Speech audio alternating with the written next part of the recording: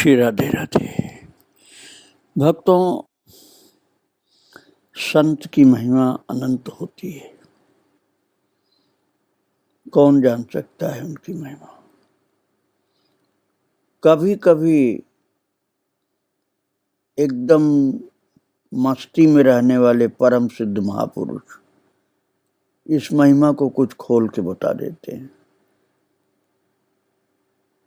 विनम्र भक्त संत तो कभी नहीं बताते, और कम से कम अपने विषय में तो बताते ही नहीं, दूसरों को भले बताते। लेकिन मस्ती में रहने वाले अर्थात ब्रह्मानंद में विराजमान अवधूत प्रकार के जो महापुरुष होते हैं वो अपनी महिमा भी बता देते हैं। सब किसी को नहीं बताते, किसी प्रेमी भक्त को बताते हैं। महाराज जी के इतने सत्संगी हो गए थे, कर्णवास और रामघाट, नरवर, इस क्षेत्र में और यहाँ से जुड़े हुए लोग, कि श्रद्धावान लोगों को तो महाराज जी बिल्कुल वांछा कल्पतर हो गए थे। ऐसा लगता था उन भक्तों को कि देह धरे कर यह फल भाई, भजी राम सब काम विहाई। और उनको लगता था कि हम लोगों को जैसे राम जी के जमाने में जन्म मिला है, और दैविक भौतिक तापा, राम राज्य नहीं काहू व्यापा। महाराज जी सामूहिक प्रवचन में तो ऐसा अपने विषय में कुछ नहीं बताते थे, क्योंकि उसमें सुपात्र सभी लोग नहीं होते थे। लेकिन अपने प्रिय भक्तों को गुप्त रूप से कह दिया था कि दुख दर्दों में मेरा संस्मरण कर लिया करो, अर्थात मुझे याद कर लिया करो तो सब ठीक हो जाएगा। अब आप सोचो क्या कृपा होती महापुरुष की। सामान्य व्यक्ति तो इस बात को जानते नहीं, अपने प्रेमी भक्तों को बता देते थे बाबा। तो खुर्जा नाम की जो जगह है, इधर पश्चिमी उत्तर प्रदेश के लोग तो जानते हैं, और लोगों को आप से समझिए कि बुलंदशहर के निकट है। तो खुर्जा के एक भक्त थे श्री केदारनाथ जी, और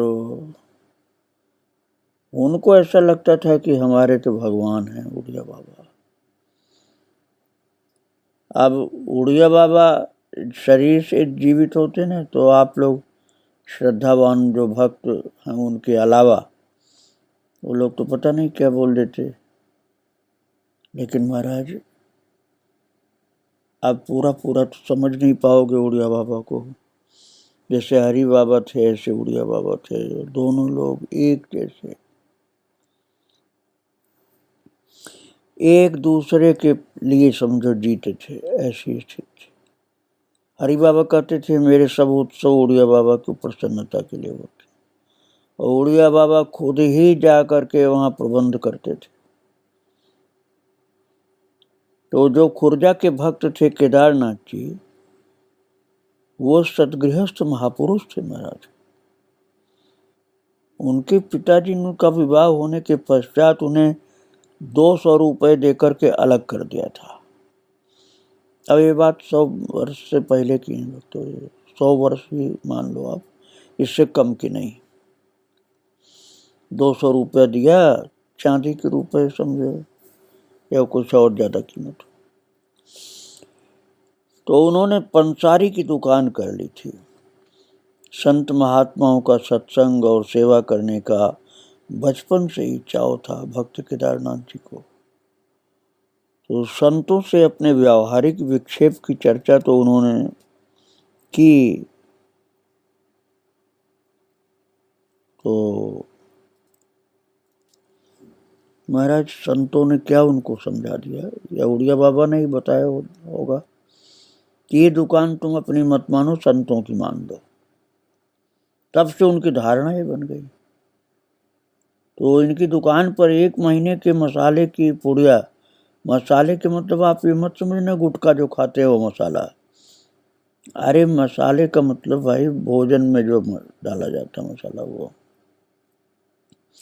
संतों के लिए बना के तैयार रहते, जो अपने हाथ से भोजन बनाने वाले संत होते थे उनको दिया करते थे।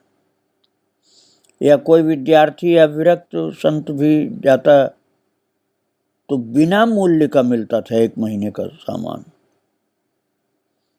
क्योंकि वो संतों की दुकान समझते थे।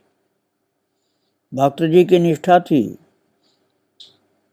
कि शिष्य तो ऐसा होना चाहिए कि गुरु को सब कुछ दे दे, और गुरु ऐसा होना चाहिए कि जो कुछ भी न ले। शास्त्र ने आतिथ्य अभ्यागत को सेवा में देने के लिए खूब कहा है, परंतु लेने वालों से कहा है कि सावधान, केवल अपनी अनिवार्य आवश्यकता की ही पूर्ति करना, फालतू नहीं बिल्कुल। और भक्त जो केदारनाथ जी थे ना, उनकी बात मैं बता रहा हूँ आपको। उनका स्वभाव था ऐसा कि संतों को भोजन कराए बिना स्वयं भोजन करना ही नहीं चाहते थे। एक बार एक महात्मा जी को निमंत्रित किया उन्होंने, और बड़े प्रेम से स्वयं परोस करके खिलाया। संत संकोचवश कम न खाएं ऐसा सोचकर भक्त जी आग्रह पूर्वक बार बार खीर परोसते जा रहे थे। संत ने मना किया, तब भी 1 चम्मच खीर डाल दी। तब महात्मा जी एक थे जिनको खिला रहे थे, वो थोड़ा नाराज हुए, और नहीं जब मानने तो महाराज एक तमाचा इनके मुंह पर हल्का सा लगा दिया। भक्त जी अपराधी की भांति मौन हो गए कि हमसे गलती हुई महाराज। और वो ये बात मन में नहीं सोचे भक्त जी कि ये कैसे संत हैं कि इतना क्रोध करते हैं। नहीं, ये समझा कि गलती मैंने की है कि इन्होंने मना किया तब मैंने खीर क्यों डाली। हाँ, ऐसी गलती तो भोले भाले भक्त करते रहते हैं कि मना कितने करे हैं, लेकिन महाराज वो तो संतों के सामने और भोजन रख देते हैं। किंतु वो साधु जो कड़क स्वभाव के थे, उन्होंने जब मना कर दिया तो उसके बाद खीर जब उनके थाली में फिर 1 चम्मच डाला तो थप्पड़ लगा दिया मुंह पर कि मैंने मना किया तब क्यों डाला तुमने। लेकिन वो महाराज जी जो भक्त थे केदारनाथ के, वो नहीं ऐसा सोचे कि इनको गुस्सा आता, क्रोधी है। उन्होंने सोचा गलती तो मेरी है। और उनके स्थान पर जा करके दूसरे दिन फिर भिक्षा पाने की प्रार्थना की। बोले महाराज जी कल भिक्षा ठीक से नहीं हो पाई, अतः आज जरूर कृपा करें। ये है उनके संत हृदय की बात भक्तों। दूसरा कोई होता ना तो कहता अरे ये बड़े गुस्सा वाले साधु, अब हम नहीं बुलाएंगे इनको, लेकिन वो फिर बुला के ले आए। और हरि बाबा आज तो सभी प्रमुख संत बहुत प्रेम करते थे। तो उनके एक पुत्र और एक कन्या, 2 ही संतानें थीं। भक्त जी रोज एक महात्मा के लिए दूध ले जाते थे। महात्मा प्राय मिलते नहीं थे, तो ये बाहर आले में दूध का पात्र रख करके चले आते थे। अब आला का मतलब अब समझ लीजिए कि जो दीवार में थोड़ी सी रखने की जगह बना देते। आला और डॉक्टर वाला मत समझ लेना आप, कहीं ताखा बोलते हैं, कहीं आला बोलते हैं। तो वहीं रख करके वो चले आते थे केदारनाथ जी भक्त दूध संत के लिए। और इनका एकमात्र पुत्र कांगड़े के भूकंप में दबकर मर गया, और टेलीग्राम से एक खबर आई। पुत्र शोक भी हुआ, परंतु सेवा में त्रुटि न पड़े इसलिए दूध लेकर के गए और संत उस दिन मिल गए उनको। तो उन्होंने पूछा, भक्त जी उदास क्यों हो? तो भक्त जी सब बात सुना करके रो पड़े कि एक ही बेटा था और भूकंप में दब के मर गया महाराज। तब संत ने कहा कि भक्त जी, रेल के स्टेशनों पर बाल्टियों में जल और रेत भरा रहता है, जिससे आग लगते ही बुझा दी जाए। इसी प्रकार सत्संगी लोग जीवन में सत्संग रूप जल भरा रखते हैं। उसका उद्देश्य यही होता है कि जीवन में आने वाली दुर्घटनाओं की आग न जला सके, उस आग में हृदय और जीवन स्वाहा न हो, उसे बुझाने के लिए सत्संग रूपी जल काम में लेना चाहिए। ये ऋणानुबंध है। संसार तो नाशवान ही है। यहाँ छूटने वाले से मोह न करना और कभी न छूटने वाले से प्रेम करना, यही सार है। अब भक्त जी तो संत ही थे महाराज, शांत हो गए। समझ लिया कि अवश्यंभावी होता है जो उसका कोई प्रतिकार नहीं होता। अपनी आयु के अंतिम 10 वर्षों में भक्त जी ने दुकान का काम अपने मुनीम को सौंप करके स्वयं जाना बंद ही कर दिया, अर्थात दुकान पर नहीं जाते थे। अपना सब समय भजन में, सत्संग में लगाते थे। और कुछ समय के बाद तो दुकान मुनीम को ही दे दी कि अब तुम्हारी हो गई, तुम अपना कमाओ। अपने परिवार के लिए केवल 50 रुपये मासिक लेते थे भगत जी, केदारनाथ जी। अपने जीवन में वो कभी अदालत में नहीं गए। उनके हजारों रुपए लोगों पर रह गए, परंतु किसी पर अभियोग नहीं चलाया। कहते थे कि मुझे ऐसा लगता है कि भगवान मुझसे कह रहे हैं कि अरे केदारा, इन पर नालिश करना तो मुझ पर ही नालिश करना है। इनकी लड़की का देहांत भी विवाह के कुछ काल पश्चात हो गया था। उसके एक पुत्र और कन्या उत्तराधिकारी हुए। उड़िया बाबा के लिए इन भक्त केदारनाथ जी की अनन्य निष्ठा थी महाराज। इनका कथन था कि मैं हरिद्वार से लौटने वाले संतों का बहुत वर्षों से सत्संग करता हूँ। 40 वर्षों से मेरा ये नियम चल रहा है। उस सत्संग के फलस्वरूप ही मुझे उड़िया बाबा का दर्शन हुआ है। ये सर्वथा विलक्षण है। भक्त केदारनाथ कहते थे, अस प्रभु कतहु सुनहु नहीं देखहूँ, के खगेश रघुपति समलेखहूँ। महाराज वो कहते थे कि मुझे तो भगवान के स्वरूप लगते हैं ये। और भक्त जी बहुत प्रेमी थे संतों के। गीता जी में भगवान ने कहा है ना, 17वें अध्याय में कहा है, देवद्विज गुरु प्राज्ञ पूजनम शौचमार्जवम् ब्रह्मचर्य महिंसा शारीरम तपूज्यते। भगवान ने कहा 17वें अध्याय में कि देवता, ब्राह्मण, ब्राह्मण का मतलब तपस्वी ब्राह्मण समझना आप, देवता, ब्राह्मण, गुरु और प्राज्ञ अर्थात तत्वज्ञ। प्राज्ञ शब्द का क्या अर्थ होता है? तत्वज्ञ, तत्वज्ञानी। तत्वज्ञानी का मतलब होता है भगवान का ज्ञान, जिसको सरल शब्द में मैंने बताया आपको। ऐसे का पूजन करना चाहिए। और सरल शब्द आप समझ लीजिए कि भगवान के भक्तों का, ज्ञानी पुरुषों का पूजन करना चाहिए। और वो कहते थे केदारनाथ भक्त कि महाराज जी देवता भी हैं, ब्राह्मण भी हैं, गुरु भी हैं और प्राज्ञ भी हैं, इसलिए इनका पूजन करने से सबका पूजन हो जाता है। भक्तों जब ऐसे महापुरुष अवतरित होते हैं, उड़िया बाबा, हरि बाबा जैसे, तो भक्त भी उस समय बहुत भगवान की कृपा से हर जगह जहाँ तक उनका विशेष क्षेत्र होता, भक्त ही भक्त हो जाते। तो एक श्री रामदास जी भक्त थे, वो महाराज केदारनाथ जी के पास मच्छू नाम के एक नवयुवक सत्संग के लिए आया करते थे। ये पटना के रहने वाले थे और वहाँ सेठ जी के यहाँ काम करते थे। चित्त बहुत सात्विक था, भजन और सत्संग में आंतरिक रुचि थी। तो भक्त जी का इन पर बड़ा स्नेह हो गया।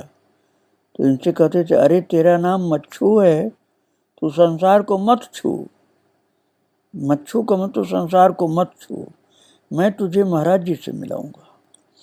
एक बार भक्त जी की प्रेरणा से रामघाट पहुंचे। महाराज जी उड़िया बाबा उस समय रामघाट रहते थे। मैं आपको सुना चुका हूँ, रामघाट गंगा किनारे बड़ा सुंदर स्थान। तो महाराज जी ने प्रथम मिलन के ही समय इनको पहचान लिया और अपनी कुटिया में एकांत में प्राय 2 घंटा तक उपदेश किया था महाराज जी ने। तो इन्होंने पूछा, भगवान क्या आजकल भी भगवान के दर्शन होते हैं? तो उड़िया बाबा बोले, हाँ होते हैं। तो मच्छू भक्त बोला, किस प्रकार होते हैं महाराज जी? महाराज जी ने कहा, मैं करा दूंगा। मच्छू बोले कि मैं चाहता हूं कि भजन में मेरी अत्यंत प्रीति हो जाए, मैं निरंतर भजन किया करूं। ये सुनकर के उड़िया बाबा बड़े प्रसन्न हुए। बोले, भजन से प्रेम चाहने वाले तो मुझको बहुत कम मिले हैं और उनमें से एक तुम हो। फिर उन्हें जप के लिए एक मंत्र बता करके महाराज उड़िया बाबा ने उस प्रेमी भक्त को कहा, अभी तुम मेरा ही ध्यान करना, बाद में अपने आप पता चलेगा क्या ध्यान करना है। और कहा कि तुम खुर्जा जाकर के नौकरी छोड़ दो, एकांत में रहकर भजन करो और भक्त जी का सत्संग किया करो। साधु वेश धारण मत करना, क्योंकि इससे अभिमान बढ़ जाता है और भजन से वंचित होना पड़ता है। तुम 3 वर्ष तक अपने हाथ से रोटी बना के खाओ और नियम से भजन करो। अपने हाथ से रोटी बनाना, भगवान को भोग लगाना, फिर पा लिया करना। अब तुम अपने को मच्छू मत समझना। बाबा ने उनका मच्छू का नाम रख दिया रामदास। बाबा बोले, केदारनाथ के पास सत्संग में जाया करना। अब मच्छू नाम नहीं रहा, अब तुम्हारा नाम रामदास हो गया। तो रामदास ने खुर्जा आकर के केदारनाथ भक्त को सब बात सुनाई। उनकी आंखों में आंसू छलछलाए प्रेम के। उन्होंने नौकरी छोड़ दी और पंडित किशोरी लाल जी के बाग में एक बुर्जी में रहकर भजन करने लगे। अब बुर्जी वाली बात शहर के लोग नहीं समझ पाएंगे। आप ये समझो कि जिस इधर पश्चिमी उत्तर प्रदेश में ब्रज के आसपास भूसा रखने की जो जगह होती है मंदिर के आकार की, उसको बुर्जी बोलते हैं। आप झोपड़ी समझ लीजिए। तो पहले भक्त जी के यहाँ से सामग्री लाकर रोटी बना लेते थे, फिर उन्हीं के घर भोजन पा लिया करते थे बाद में। और महाराज जी अर्थात उड़िया बाबा की कृपा उन पर उत्तरोत्तर बढ़ती गई। फिर कुछ दिन ये उनकी सेवा में भी रहे। आगे चलकर के इन्होंने काशी में एक उदासीन संत से विरक्त वेश की दीक्षा ले ली। तब इनका नाम हुआ स्वामी बुद्धि प्रकाश उदासीन। किंतु इनकी प्रसिद्धि महाराज जी के दिए हुए नाम रामदास नाम से हुई। जब तक महाराज जी अर्थात उड़िया बाबा रहे पृथ्वी पर, तब तक तो ये रामदास जो पहले मच्छू जो थे वो बाबा के ही पास रहे। सत्संग के समय बड़े प्रेम और नम्रता से प्रश्न करते थे। और महाराज जी के प्रस्थान के बाद पटना रहने लगे। और शुद्ध भक्त बन गए। एक स्थान भी उनका बन गया रामदास महाराज का, जिसमें पुस्तकालय और सत्संग भवन भी बना। और भक्तों, खुर्जा के ही एक भक्त रहे जिनका नाम मुनीलाल था, बाद में स्वामी सनातन देव हुए। गीता प्रेस से भी जुड़े थे और बहुत ही सत्संगी थे। और केदारनाथ भक्त की चर्चा मैंने की, उनके साथ सत्संग होता था। इनकी लिखी हुई पुस्तकें गीता प्रेस से छपी हुई महाराज। सनातन देव जो मुनीलाल जी पहले थे, और सहपाठी थे इनके विश्व बंधु जी। ये बाल्यावस्था से ही बड़े संयमी, सदाचारी और भागवत भक्त थे। अपने जीवन निर्माण में ये बहुत प्रेरणा प्राप्त किए थे महाराज जी से। वहाँ जब दर्शन के लिए गए महाराज जी के, उड़िया बाबा के, तो जो झांकी देखी दर्शन की, वो बताते थे कि मैंने श्याम वर्ण, दुबले पतले, मध्यकाय महात्मा गुदड़ी बिछाए बैठे हैं, ऐसा दर्शन किया था। और वो देखते थे कि बहुत से भक्त लोग लाते हैं मिठाई फल, परंतु उड़िया बाबा तो खाते नहीं, बांट देते हैं। शरीर दुबला पतला होने पर भी एक अपूर्व ओज और तेज था बाबा के शरीर में। और दर्शकों का बड़ा आकर्षण था। उड़िया बाबा के विषय में बताया करते थे कि रात को दरवाजे बंद करके भीतर रहते। उन दिनों ध्यानाभ्यास बहुत बड़ा हुआ था। तो ये मुनीलाल जी को भी पूरी की पूरी प्रेरणा उड़िया बाबा की प्राप्त हुई। और उसी तरह से ध्यानाभ्यास, जप का अभ्यास, मौन एकांतवास का अभ्यास इन्होंने भी किया। और भक्त केदारनाथ जी से जो परिचय हो गया था, उनके कारण उड़िया बाबा के चरण शरण में बहुत भाव के साथ समर्पित हो गए थे। और भक्त जी के साथ ही कर्णवास जाकर श्री चरणों का पहले दर्शन किया था। उस समय बाबा कर्णवास में रहते थे। भक्तों, कर्णवास में उड़िया बाबा को कोई बड़ा आश्रम नहीं। मैं तो गया था शुरू में, तो मैं समझा था बहुत बड़ा आश्रम होगा, किंतु वहाँ एक कोठरी छोटी सी है, उसी में बाबा रहते थे। अब सुना है कि विस्तार होने वाला वहाँ का। तो महाराज जी के चरणों का दर्शन, ये मुनीलाल जी जो बाद में सनातन देव जी हो गए, इनकी पुस्तकें गीता प्रेस से छपी हैं, वो महाराज जी के चरणों में जब समर्पित हुए तो बिना पूछे ही उनके मन का जो प्रश्न हुआ करता था, उसका उत्तर उड़िया बाबा देते थे। तो वो चकित रह जाते थे, कभी मैंने पूछा नहीं और बाबा उत्तर देने लग गए। तो मुनीलाल जी की निष्ठा, भक्ति, विरक्ति पर उड़िया बाबा बहुत प्रसन्न थे। और वो जो उनके अंदर भाव उठता था मुनीलाल जी के अंदर, तो उससे भी बाबा बहुत प्रसन्न होते थे। और भक्त जी का सत्संग तो नित्य ही मिलता था उनको। तो महाराज जी एक बार खुर्जा पधारे, उस समय इन्होंने पूछा कि आपने क्या कोई ऐसा महात्मा देखा जिन्हें निर्विकल्प समाधि हुई हो? महाराज जी बोले, हाँ देखे हैं, परंतु तुम विश्वास कैसे करोगे? देखो भैया, जब तक तुम्हारी किसी महापुरुष में श्रद्धा नहीं होगी, तुम्हारा मार्ग नहीं खुलेगा। इसी प्रकार और भी प्रश्नोत्तर हुए। कुछ दिन ठहरने पर गुरु पूर्णिमा आ गई। तो खुर्जा में महाराज जी की केवल यही गुरु पूर्णिमा पड़ी थी। उसी दिन भक्त जी ने प्रसंगवश आपसे कहा कि भगवान, इस मुन्नी ने मुझे बहुत ग्रंथ सुनाए हैं, आप कृपा करके इसे कुछ साधन बता दीजिए। ये भक्त केदारनाथ जी ने कहा था। तो मुनीलाल जी कहते हैं कि मैं समझ गया कि मेरा भाग्योदय होने वाला है। महाराज जी बोले, मेरे विचार से तुम्हारी प्रवृत्ति साकार उपासना में नहीं हो सकती, तुम्हारी बुद्धि तर्क प्रधान है। उपासना के लिए सरल श्रद्धा की आवश्यकता होती है।